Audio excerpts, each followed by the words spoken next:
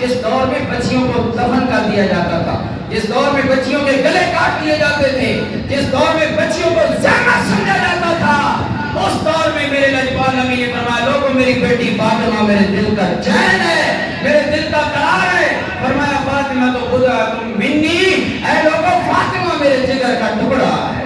اب کیونکہ حضرت سیدہ فاطمہ کو اللہ کے نبی نے اپنے جگر کا ٹکڑا کہا ہے اور حضور کا ایک ایک عضو، ایک ایک ناخن مبارک بھی اتنا بابر کر کے کائنات میں کوئی فرشتہ بھی حضور کے ناخن کی مثل نہیں بن سکتا، اتنا بلند مقام۔ تو جب سیدہ زہرا کو حضور نے اپنے جگر کا ٹکڑا کہا ہے، اس لیے علماء فرماتے ہیں لوگوں حضور کے جگر کا ٹکڑا، جب حضور کے قدموں کی یہ شان ہے، اللہ ان وہ قدم زمین مکہ پر لگے، اللہ زمین مکہ کی قرآن میں قسم اٹھاتا ہے۔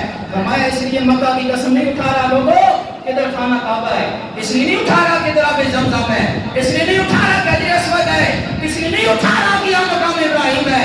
لا اقسم بہذا البلد وانت حل بہذا البلد، میں رب ذوالجلال مکہ کی زمین کی قسم اس لیے اٹھا رہا ہوں کہ جہاں سونے آمنہ کے لال کے قدم لگ گئے ہیں۔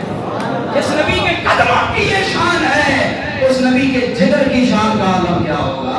اس نبی کے دل تو مین مرکزی جسم میں کردار ہوتا ہے، دل کا دل ہے تو جسم زندہ ہے، دل مردہ تو جسم بھی مردہ ہو جاتا ہے۔ حضور نے فاطمہ کو اپنے جگر کا ٹکڑا کہا ہے، فاطمہ کو بضعۃ منی، اے لوگو حسین کی ماں میرے جگر کا ٹکڑا ہے۔ حسین کی والدہ کی شان کا عالم کیا ہوگا، کتنا بلند مقام اور مرتبہ ہوگا کہ کل قیامت والے دن بھی اعلان ہوگا لوگوں اپنی نظروں کو جھکا لو، غضوا ابصارکم، اپنی نظروں کو جھکا لو، حشر والو سب اپنی نظروں کو جھکاؤ، ساری کائنات حشر کے میدان میں نظریں جھکا لے گی۔ سوال ہوگا یا اللہ کیا وجہ ہے، کیوں نظروں کو جھکانے کا حکم دیا جا رہا ہے؟ آواز آئے گی اس لیے کہ اپنے نبی پاک کی بیٹی سیدہ زہرا کا گزر ہو رہا ہے۔ اللہ اپنے نبی کی بیٹی کا وہاں بھی شرم و حیا برقرار رکھے گا، وہاں بھی آپ کے پردے میں کوئی فرق نہیں آنے دے گا، کوئی پردے میں فرق نہیں آنے دے گا۔ حشر کے میدان میں بھی اس حسین کی ماں کی عظمت کا عالم کیا ہوگا۔ دل مصطفیٰ دا چین تے قرار